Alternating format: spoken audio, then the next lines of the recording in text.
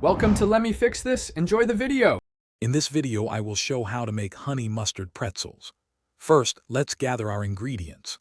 You'll need a 16-ounce bag of small pretzel twists. For the sauce, grab 1/2 cup of vegetable oil, 1/4 cup of honey, and 2 tablespoons of Dijon mustard. Don't forget 1 teaspoon of garlic powder, 1/2 teaspoon of onion powder, and 1/4 teaspoon of salt. Having everything ready makes the process smooth and enjoyable. Now let's create that delicious honey mustard sauce. In a medium-sized bowl, combine the 1/2 cup of vegetable oil with the 1/4 cup of honey.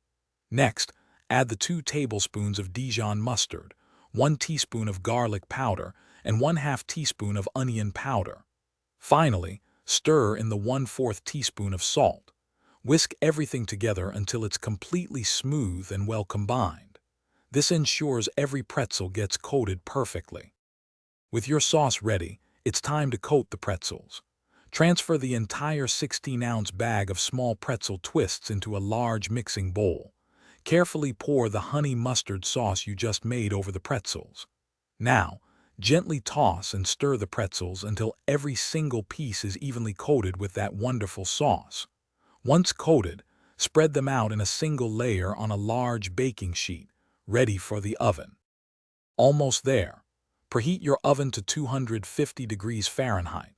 Place your baking sheet with the coated pretzels into the preheated oven and bake for 20 to 25 minutes. Make sure to stir them gently about halfway through the baking time to ensure even crispness.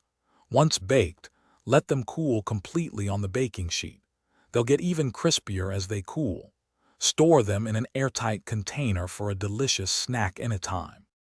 Thanks for watching. If you found this helpful, don't forget to like and subscribe.